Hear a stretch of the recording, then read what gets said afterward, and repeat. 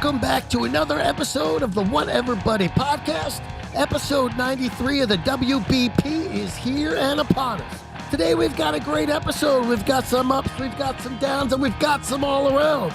So now is the time to sit back, grab a nice candle, maybe an orange juice or an apple juice, and enjoy the show. So with no further ado, Ryan and Johnny.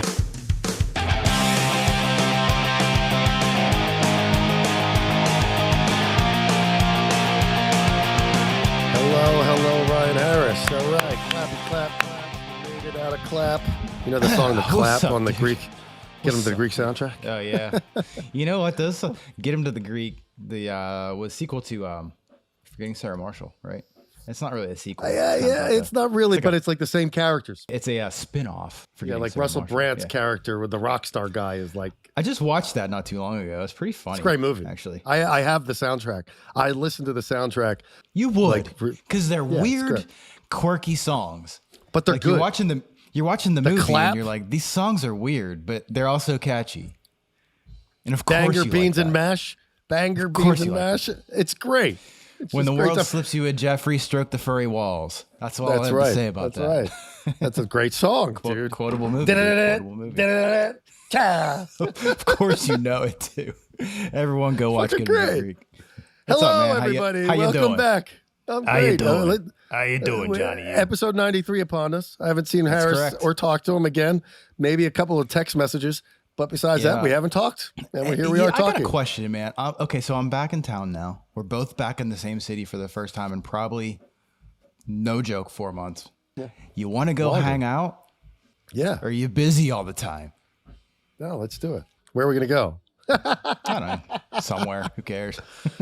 I got in Hello, last real night. quick. Let's say hello to people. Hello, everybody. Dude, welcome to episode 93 of the What Everybody podcast. With that, You Ryan literally Harris got just in said last that. night. You literally I'm just saying it. just said that. Johnny, they call me the repeater. Johnny The two interrupter, the times. repeater. They call him Johnny two times. Go get the times. papers. Get the papers. No, so I get in last night, and I ran to the store to get some supplies, as you do, because I had nothing. I haven't been here in like 2 months. So I go to the store to get some supplies, and I'm driving home, and like I'd been like it's a long flight from where I come from, so it's a long day of travel. You're tired, so I want to get stuff. Last night, it's kind of getting later. It was like What was the airport like when you got in? Was it a pain in the ass? It was raining yesterday and all sorts of shit. I flew into Burbank because that's how I do Smart. it. So, dude, I will pay extra to go into Burbank. Had you told 10 out of me 10 yesterday, times. I fly into Burbank today and I get in at 7:30, I would have offered to pick you up. The fact that you Thanks, told me man. you were flying in and it was LAX, I'm like, dude, that's just I didn't tell you it was brutal. LAX. No, you didn't. I just assumed. But I also As didn't one ask. I also didn't ask because I absolutely despise asking people for that favor. Can you pick me up at the airport? It's like It's a big favor. It's a big favor. Yeah, it's a big favor. LAX. Please don't ask me that. Well, you I'll know what's never crazy ask you. is I felt listen, guilty. listen to me. I felt guilty. I'll put this out there. If the words "Can you give me a ride from the airport" ever come out of my mouth to you, no, I'm not flying into LAX. It's not happening. Didn't I pick you up from Burbank not so long ago?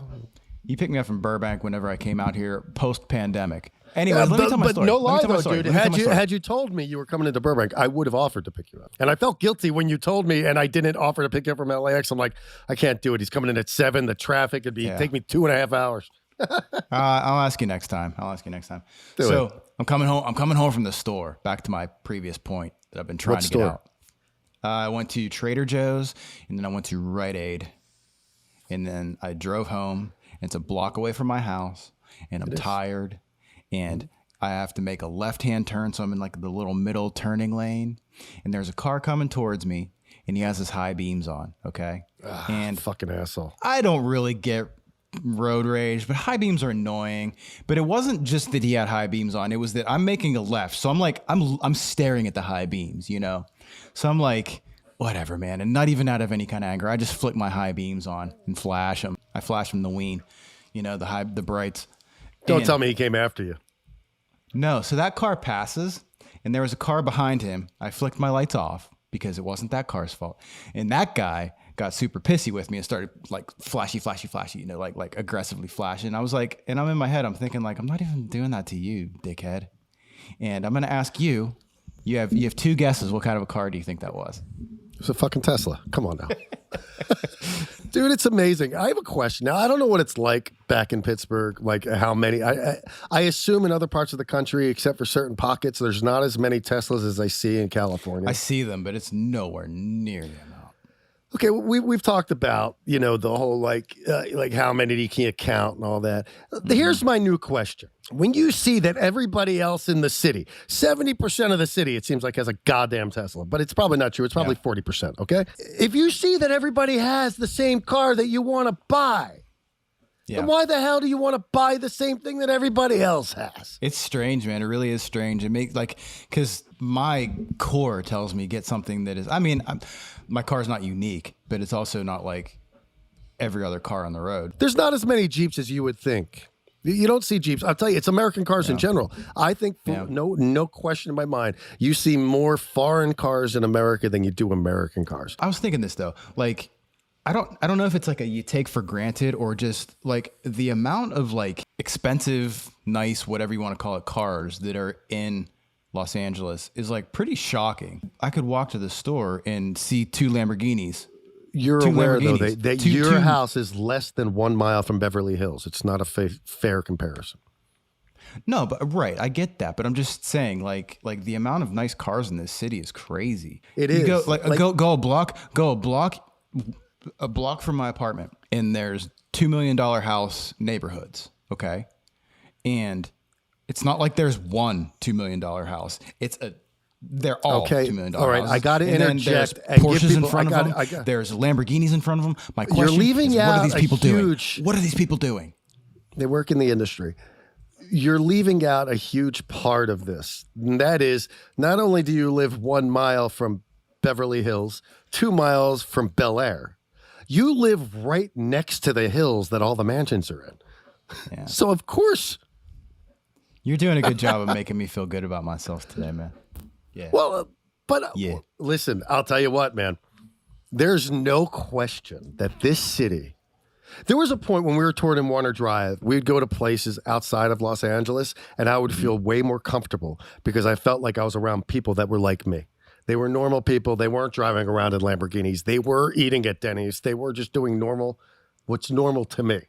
We live in a city that really lets you know where you stand in the scheme of society wealth. And it really can mess with your head. I try not to think about it. I used to work in Beverly Hills back in the day, and I would. Sorry, this topic I have a lot of thoughts on. Here's a great example of call it wealth distribution of Los Angeles. I was on Franklin, right by Highland. That like crowded part of town, like going up towards the Hollywood Bowl, where your old apartment used to be. Hollywood and La Brea.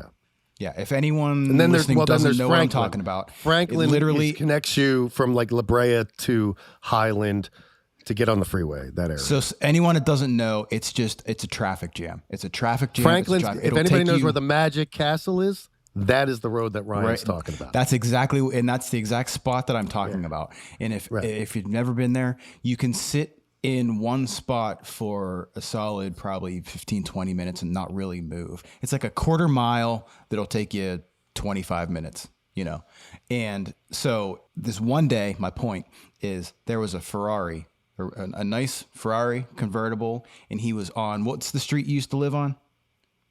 El Cerrito. Okay, and he was making a right onto Franklin. And he's sitting there waiting for somebody to let him in. For anybody that wants to know, El Cerrito is 1 block east of La Brea. Everybody has already turned this off. This is just for you and I now. Yeah, whatever. You and I are just talking. Point. We haven't caught up in a while. Let's do it. So this car is turning right onto Franklin. Obviously, somebody has to let him in because there's traffic. But people do that because generally that's what you do. Also, it's a Ferrari. It's a nice car. Now, that guy probably, I would assume, has a lot of money to have that Ferrari. Now, there was you never know that in this town, though. Yeah. But here's the point. The car was probably, call it $1 million car. Now, there was a homeless person with a blanket over his shoulders walking on the sidewalk. And he's getting closer to this car. He's getting closer to this car. He's getting closer to this car. Traffic's not moving, so this car has to stay in one spot. The homeless guy. To the sidewalk? The homeless guy walks around the front of the car. At this point, I'm probably 3 cars away from this. I realize the guy's not wearing pants. Literally, no pants on. Literally no pants on. He's a homeless guy with a blanket over his shoulders and no pants on. And he walks up to this Ferrari. Now, the Ferrari is a convertible. The convertible can't go anywhere. And he just starts talking to the person driving the Ferrari. There's nothing bad with that. But I was just thinking, man, that's a good example of like the distribution. It's the rainbow. You got ultimate, the richest on the one side and richest the of the poorest rich on the other. And poorest of the poor. I have 2 things I want to comment to that. I want to comment about, were you done with that? Or did you have more to that story? That's done. It's kind of boring, but I was thinking about so first let me talk about the cars. And then it's just a question I want to ask you. In Los Angeles, over the last couple of years, we've had an uptick in like carjackings and like smash and grab robberies and all this stuff.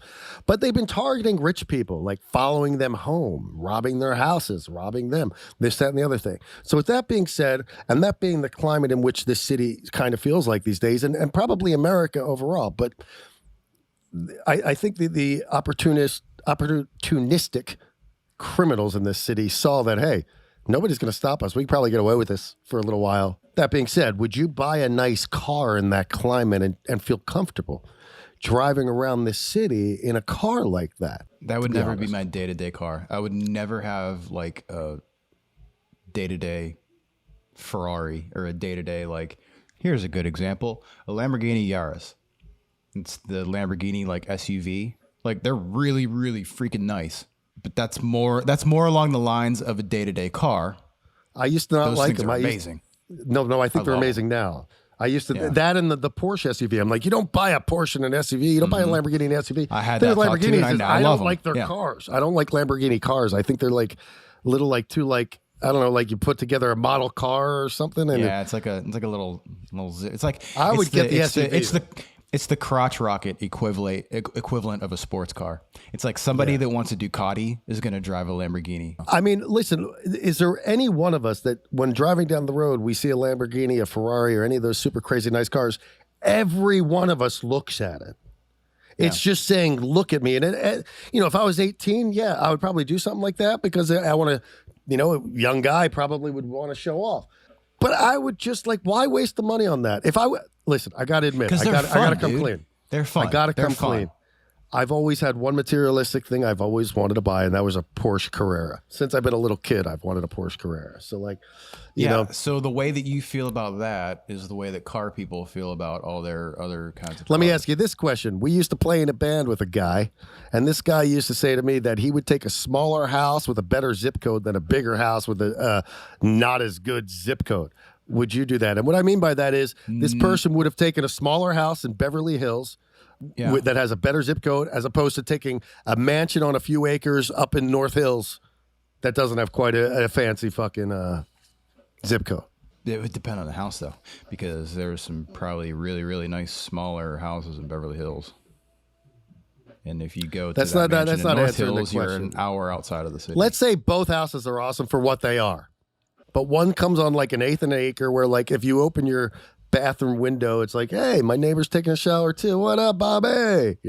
Or, you have a house where like your next neighbor, you're going to need a bow and arrow to kind of hit his house maybe. I'd take the space, but it's definitely a thing out here. I heard, this is just something I was told one time, and it falls on topic, that Sunset is the line in Beverly Hills that if you live north of it, you're considered wealthier than living south of it. Now, if you go south of it, there's $30 million houses that are looked at as undesirable to the people that live north of it. It's just I think a nice compromise would probably be like, it is. Would you? Okay, so let me ask you something. Your band needs you to stay in town because you're busy, but you guys are making a lot of money, and you could live anywhere. Mm-hmm. But you had to get a place in town, like because to me, to answer that question first, I'm going to have a place in Europe, a place in Philly, and a place in LA because I have to have a place in LA. With that being said, all small places, none of them are going to be a house. All condos. Just saying, these are dreams of mine. With that being said. My question to you is, your place in LA that you would have to have and keep, that you would obviously buy because it makes more sense. Where in town, or if you're going to exit town, but being in driving distance, where would you move to? I have the exact house. Really? Yeah. How'd you find that? Because I go for walks all the time, dude. My lighting just got weird in here. I think it's I kind of Skype. have that Didn't change at all. I kind of not to be bougie, but I kind of have that situation going on right now. I have an apartment here, and I have a house back by my family. And if you're asking me where I would spend my money, I'd get my house back there is pretty nice. Not where you'd spend your money. That's not what I was asking. I was asking where would you buy the house in the Los Angeles area, or the condo or whatever it is?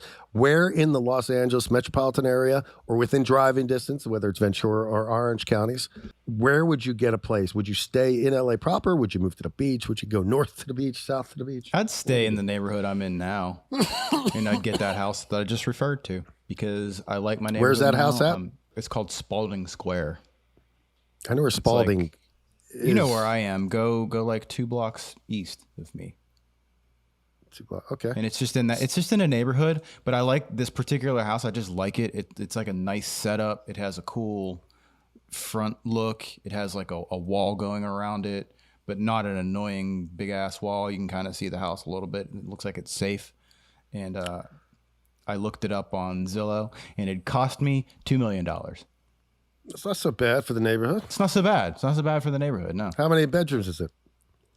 I mean, I didn't look up the floor plan and shit. I just wanted to see if there were pictures of it. Funny, the things you look up on Zillow and the things that I looked up on Zillow. Just 2 weeks ago, I finished watching the Night Stalker documentary yet again on. Oh, and you're looking Netflix. up those houses? No. Well, they said he killed in Northridge, right? And I lived near Northridge. That was one of the he killed all over. He killed all over the state of California. But he did a lot in Montebello and Diamond Bar and east of downtown LA in those areas. But he did one in Sun Valley. He did one in Northridge, which are both in the San Fernando Valley where I live. Your point. He was to my point. I looked up on Zillow. I figured out the address. I looked up on Zillow if that house was still there. That house is not only still there, it's for sale. And it's like you can leave a comment. I bet that's hard to sell, dude. I bet it is. I wanted to leave a comment on the posting and be like, does everybody know that this is where the Night Stalker killed? I think real estate agents have to disclose that. I'm fairly certain that they have to disclose that. Dude, the house looks exactly the same. The only difference is they painted the outside of the house a different color. It was red back then and it's green now. But if you look at like the crime scene footage pictures and then look at the house, dude. Even just like the entranceway where he went in and out of the back. That's got to have a bad vibe, man. Even the wood that was the the frame to the door, even that's still the same, like on the bottom of the. It's really a trip. Has anyone lived there since? Oh, I'm sure, dude. That happened in like 1985. House is still there. Would you live in a house like that? No fucking way. No, I wouldn't either. You know which house also I check out a lot is the Wonderland Murders, which isn't far from your place. It's less than a mile. It's probably a half mile from your house. I go up there. I like to go up there if I'm in town. It's in June. I go up to that house on the anniversary of the murders, which was crazy. If nobody knows about the Wonderland murders happened, I believe, in 1980. And it included the first real famous porn star, John Holmes, the man with, at the time, the largest pee-pee. John Holmes ended up getting into a really bad crack problem or cocaine problem, freebasing, snorting it. He ended up burning himself in the business really bad, the porn business. He ended up doing gay porn, which inevitably was his downfall because during that time, it was the early 80s, and he had caught AIDS, and he died from AIDS at one point. But that's how he died. That's how he died. But what had happened, the murder was, he had gotten in with a bunch of low-end drug dealers because none of the big-end drug dealers would talk to him except for one guy, Eddie Nash. Eddie Nash owned everything in Hollywood. He owned the Starwood. Not there anymore, but every fucking band back in the day played in Starwood. He owned a bunch of dance clubs, but he was also one of the biggest drug dealers. So Eddie Nash, kept a lot of drugs and money and stuff at his house. And he used to like having John Holmes come over and hang out with him because John Holmes was a porn star with a big PP. So he liked to show him off. And to him, he was a celebrity because he was, a big porn star. So he had told these low-end drug dealers about all the stuff that was at Eddie Nash's house, and they figured out a plan to rob him. So one night, Eddie Nash goes up there, hangs out with, John Holmes goes up, hangs out with Eddie Nash at Eddie Nash's house, which is right up in the hills, right behind your house, going over Laurel Canyon. It's right there in the Studio City Hills. You keep saying that, man. I'm surrounded by murders. No, but I want you to know how famous it is where you live. You also live like a quarter of a mile where Jim Morrison lived before he died. Anyway. With that being said, actually, it might have been. He died in France, bud. I know he died in France, but he lived right behind the Canyon Market right there on Laurel. Yeah. So up on Wonderland is where the drug dealers lived. John Holmes went back to the drug dealers, told them about all the drugs and stuff at Eddie Nash's place. They made a plan where John Holmes went and hung out with Eddie Nash one night, left the back door open. Went back. All these guys, by the way, they were kind of like junkies and stuff, like the low-end drug dealers. They were like heroin dudes and stuff like that. So they rob Eddie Nash. They go up there. They shoot his bodyguard in the ass. They end up taking like hundreds of thousands of dollars in cash, hundreds of thousands of dollars worth of drugs and jewelry. And then, well, they don't know exactly how they figured it out, but what they suspect is John Holmes, they knew had to have something to do with it. So Eddie Nash came, got John Holmes. John Holmes narked out the low-end drug dealers. John Holmes took Eddie Nash's people with him to the low-end drug dealer's house. They don't let anybody in, but since they knew John Holmes, they let John Holmes in, not knowing he had these two fucking guys who were about to kill them, and they beat all of them to death with baseball bats. They made John Holmes get involved. They found a bloody handprint of John Holmes on the back of one of the killings. They couldn't prove it. He ended up getting acquitted, but he ended up dying of AIDS. Anyway, that's up on Wonderland. How did they not prove that it was his fingerprint? They couldn't prove that he swung anything and hit anybody. They proved it was his fingerprints, but they couldn't prove that he did anything. Crazy. It is crazy. Eddie Nash never got in trouble for it until 2001 when they took him down for something else. And part of the deal for him not to do a long prison term was to admit his involvement in that killing with immunity or something like that. Really? Yeah, and he didn't do the killing. His henchmen did. But that happened in I want to say like June 30th, 1980 or something like that. And I go up there. I try to go up there, and it's really eerie. You could go up there at night and just think, wow, this is where these killings happen. It's pretty dark, dude. Well, something about the shit intrigues me. I don't know what it is. But when I went up there, the last time there was a for rent sign, and I was like, oh man, that's fucking nuts. Would you rent it? No. Because that's actually a nice part of town. That's like you got a view probably. You're in the canyon. You got a private elementary school that costs a lot of money right at the corner. Yeah. It's crazy. Yeah. It's crazy to think they had that elementary school there, and like a block up the road, there's, drug deals just were happening and stuff. But it's pretty sick, man. There's a movie with Val Kilmer called Wonderland. It's very similar to the pantsless guy talking to a guy in a Ferrari in traffic. We've come full circle. Hey, I got a topic twist for you. We want to talk about music? Yeah. I've been listening to. Okay, so I want to do an album, like an album review, but we can't really play the music on here, so I just figured we'd talk about the band. So I was listening to one of my favorite bands in like the 2000s. Remember that band, the Datsuns? I don't know any of their songs, but I always thought they had the coolest name ever. They're one of the coolest bands, dude. They're just a rock band, and their debut album. Where were they from? They're from New Zealand, and then they girls in that band, right? No, it's four dudes. It's four dudes. And the singer's the bass player, and he's in that band, the Helicopters, now. Was he always in the Helicopters? Because they're Swedish. No, he joined the Helicopters in like 2018 or something like that. And then he's also in that band Imperial State Electric. Remember them? We used to see tour posters for them all the time. So I'm a bad fan because I loved that. Their first album was this one. Remember this album? I don't know if you've seen it or not, but do you know that Datsun was a car? That's why I always thought it was cool. Yeah. This is their first album, and it came out in 2002. And I listened to that thing. I probably wore it out. I listened to it so much because if I needed to think about it, I could find I could make each one of these guys somebody. They all look like somebody I know. I would have to especially the two guys on the far right and the far left. Guys in the middle, I could probably think of two dudes that I used to play with that look like those. I don't know what the relevance of that is. What you're saying? Yeah, Johnny the Derailer. Yeah, I used to listen to that album a lot. I'm kind of a bad fan because they put out an album after that I got, and then their third album kind of didn't resonate with me as much, and I kind of lost track of them. And then so like over the past month or so, I've been listening. I pulled that album back up. Man, Stutters McGee over here. I pulled that first album back up and I'm listening to it. And I'm like, I wonder if these guys ever put anything out past what I had. Turns out they put out an album in 2008, 12, 14, 21. So they never went away. I just wasn't aware of it. Do they still tour and stuff? I don't think they tour. But I mean, there's like on their Wikipedia page. Well, let's see, Johnny. Good question. I'll pull up their wiki. Wiki. Shut up. Speaking of touring, I went on a deep dive on the Kiss Animalized tour on the Wikipedia page about that tour specifically. Yeah. Yeah. I'll tell you what. I stumbled upon. They had this. I remember seeing this as a kid. Kiss Animalized live.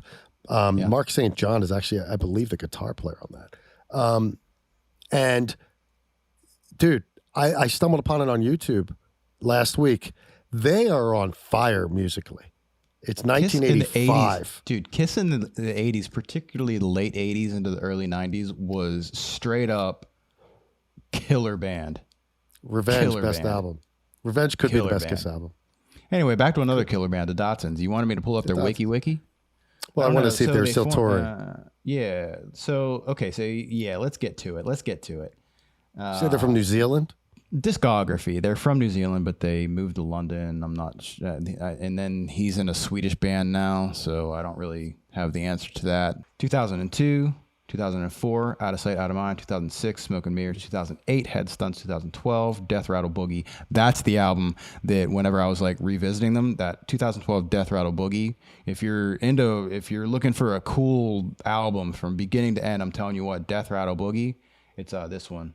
If you want to listen to a rad album, listen to this one, dude. From beginning to end, the tones, the songs are good. The dude's vocals are like, he's like a shrieky kind of like banshee singer. I mean that as a compliment. He's cool. Back to your question, are they still touring? 2002, that's all. Okay, so they did Ozfest for that first album. 2006. What year was the first album? 2002. Oh, wow, peaked #1 in New Zealand. That's the thing. Like that's what makes me keep coming back to like I'm kind of a bad fan because I love them, but I didn't know all like they have a fair amount of success, continued success. Following a long period of inactivity, in February 2021, the band released the single "Brain to Brain," their first new music in 7 years. What's that? And the lead single for an album "Eye to Eye," which was released May 28, 2021. And then that's where it stops. Doesn't talk about it. No. You missed it. I'm reading right there about touring. Stop right there. Where? I'm reading. Oh, that was 2012. Never mind. Yeah. No, I don't think they're touring, dude. I was just going to say something, and I totally spaced because I didn't want to be the interrupter. Oh, man. Don't ever lose yourself, Johnny. Don't ever lose yourself. I'm not a great music fan either because I have a question. There's only a handful of bands that I can say that I've listened to every one of their albums from top to bottom, own them all, and then follow. Like, there's so many bands that, like, I love an album. Another band, I thought I was going to say, oh, God, how did I forget the fucking name? I forgot the name. I had it a second ago. They're a UK band that you follow from beginning to end, like no, Supergrass. Supergrass is the band. Supergrass. I stumbled upon their first album, their very first. Look up Supergrass. Pull up Supergrass. I will. They had a big song. That's the one with that. Yeah. What was the song? They had a big song in a commercial. A big song in a I remember the video had commercial. the video was real animated. I don't know. I never got into the video. Livon from the Knives just gave me this album one day, and I fell in love with it. They were 19 years old. What's that? Pause. I'll pull it. I'll pull it. Pause. Okay. Supergrass. Wiki. What was your point about them? Well, that's a perfect example of your Datsuns. I loved this first album. Yeah. They were 19 years old when they made it. They were a 3-piece at the time. I don't know if they're a 4-piece now or not. It looks like they might be a 4-piece now. I gotta find the name of that song. It has to be the one that I'm thinking of. Pump It Up Your Stereo. That's the song. Pump It Up Your Stereo. That's the one I don't know what that sounds like. I'd have to hear it. It's a cool video. I'm not good with names. All I know is there was a song in a. I was into the album long before the song was in this TV commercial, but it was in a cell phone commercial like just a couple of years ago, and it was off of this first album. But I never listened to anything else from them ever. Like to this day, I still have never listened to anything past their first album, which I thought was amazing from top to bottom. What a cool name of a band too. There, Supergrass. According to their Wikipedia, they have 6 albums. 95, 97, 99, 2002, 2005, 2008. What's the first album called? I Should Coco. Can you bring that wiki page back up? Yeah. Wiki. Discography. I Should Coco, 1995. In It for the Money, 1997. Supergrass, 99. Life on Other Planets, 2002. Run to Ruin, 2005. Diamond Hoo-Ha, 2008. That sounds like a vagina reference. Diamond Hoo-Ha. It's funny. Their third album was like self-titled. Isn't that weird when bands do that? Like normally, like, well, I don't know if it's a rule of thumb, but like your first album is self-titled and then you come up with an album title after that. But then there's some bands that on their third or fourth album have a self-titled album. What's that all about, Johnny? I need answers. Our album's not self-titled, and our first single comes out in April. This guy with his self-promotion. Love it. Did you get me a t-shirt yet? Which one do you want? I want the one with the logo that I made on. Well, sort of made on it. I'll give you one of mine. What size you wear? Medium, yellow, or pink? Medium. Yellow or that's pink? A good question. Can I make a decision based on what it looks like in person? My knee-jerk reaction is yellow. Oh, dude, it takes a real man to wear pink. Pink's my favorite. Pink always sells great. Well, good. Then we're both happy, dude. Yeah. I'm not taking something from you that you inside you're like, I hope he picks the yellow one because I want the pink one because I could wear it with my magenta Vans. Oh God! Did I tell you my latest Vans story? Fucking assholes! I'm done with Vans, dude. I gotta move. To another shoe, and I don't know what shoe it is because I've worn Vans my entire life. I have no idea. Vans are not all created equal, dude. I have a pair that are like one of my favorite pairs of shoes, and then I have another pair that if I have to walk more than 100 yards, I don't wear because they hurt. Dude, I had to shoe glue my shoes after that tour. They had started to like the soles were ripping out. The same thing happened to the magenta pair. It's because I ordered them before Christmas of the year before, and they were rushing them through. Did you get those custom made? Yep. I've had problems with shoes that I've gotten custom made. Like the soles blow out. It's like these are the last two. They don't make them as well or something. I think it depends what time of year you get them. I think the problem with this is I ordered them right before Christmas and they were rush jobs and they were just fulfilling orders because they gave a buy 2 get the second one half off. And that's why I did it. But with that being said, I've never had this problem with my customs before. And I've been doing customs for years. You want to wrap this up with something kind of funny that I found? Yeah. Hey, does cousin Wee Wee still send you all the videos I send or that he sends me? Does he send them to you? Well, you know what? Your mind's in the right place because I was about to pull up something that is in my Instagram algorithm. And if anybody doesn't know what Johnny's talking about, Johnny's cousin Wee Wee is what would you call it exactly? What am I calling? Like what do you the amount of videos that he sends to you on Instagram and sends to me on Instagram. First of all, shout out Wee Wee. I love you. I want you to keep doing it. But love you, Wee Wee. You know Wee Wee backwards is ooh ooh. Anyway, 40 at a time. Listen, not 4. He doesn't get that crazy. He leaves it to 4. But the problem is I won't check my Instagram. I haven't been very social media active. That's why it's 40 at a time. So then I pop on there. And this is like, I don't know what to call it, but this is the feeling I get. I'm like, oh, dude, this is just too much. I'm out. And I don't look at any of them. And I just let it build. Then one day, I'm on the shitter for a while. And I'm like, you know what? I got time for this. And I'll go through them all. Yeah.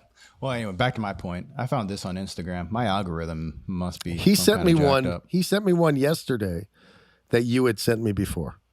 Guy taking a face plant, like he's doing the skateboard thing. Falls off the one and then cracks his head on like the one that's next to it and does like a U. Yeah, sure. Insert guy getting hurt video here. We're gonna have to Wow, you're on a fucking proud of that, video bro. ban Wee Wee. Are we gonna have to because Wee Wee and I tough loved you for solid probably. They must months have given and him you were coffee on the fucking airplane last night. This guy's all I'm jacked off the out. coffee. I'm off the coffee, dude. No coffee. Can't do it. I can't do it. Johnny, to interrupt you. You want to see my original point of what I found on Instagram? Yeah, why not? So I found this thing, and it said the most lewd sounding town names in each That's state. amazing. That right? is amazing. Yeah, that is amazing. And I know this is true because you and I are both from Pennsylvania, and it has Intercourse, Pennsylvania. Everybody from there has heard of. Where's that Intercourse. at? I haven't heard of that. Where's it? You never heard of Intercourse, Pennsylvania? I think it's No, like where? mid-state. Anyways, but that's not. I mean, that one's kind of like whatever. But Sugar Tit, South Carolina. Sugar tits? Sugar Tit. That's amazing. PP Township, Ohio. I'm a child, dude. Dick, Kinkier, Michigan. Texas? Dick, Michigan. That's funny. Hey, speaking of Dick, can I ask you a question? How did they get... Anyway. How did Dude, that's funny stuff. No. I'm not gonna just gloss over that segue. I'm not just gonna gloss over the fact that you said, speaking of dick, can I ask you a question? My answer is absolutely yes. Absolutely you can. But Johnny the That's segwayer. Yeah, Speaking you of like dick, that. can I That's ask good. you a question? That's the name of this episode. So, speaking of dick, let me ask you this question. How did the nickname for Richard become Dick? Yeah, that's a bad one. I don't know. No, but I mean, what's the connection? Honestly, I think it's because Richard short is Rick, and Rick rhymes with dick. There's got to be an explanation for this. Give me a second. I'll find it. Google. Google. Why is Dick short? Google. Richard. Why is dick short for Richard? Dick is a nickname most often for Richard, which likely originated in the Middle Ages as rhyming slang for Rick. Huh. Harris, you're smart. I was As right. did William, Will, Bill, and Robert, Rob, Bob. The association with penis is more recent, arising from Dick becoming a cliche name for any man, as in Tom, Dick, and Harry. My bro science has just been validated. The fact that I get on here and spout things that I think are half truths just justified me continuing on doing it. On that It's note, fucking crazy that you actually, because your answer sounded ridiculous as hell to me, but sounded ridiculous. Huh? ha. Speaking of Dick, we're out of here. Yes. Yes. Thank you, everybody, for joining us on another episode 93, if I'm correct. And yeah, make sure you like, subscribe, and report. Well, next week we will get down and record another one for you guys to get in another few weeks, and we're gonna have a good time doing so. And I'm gonna see Harris. He dared me to hang out with him while he's in town now. So now I just want to have friends, you know. yeah, we're gonna have this report when we get back of our night out here or afternoon, whatever it may be. Field study, mate. Field study. Maybe we'll go up running. It's been a while. I haven't done that fucking ever. Actually, that sounds horrible. Maybe we'll just go for a walk down Sunset or some shit. With that being said, everybody, thanks for joining us. We'll see you next time here on the Whatever Buddy podcast, and take it easy. If you're on the YouTube, sorry for my bad lighting. I'll try to do better.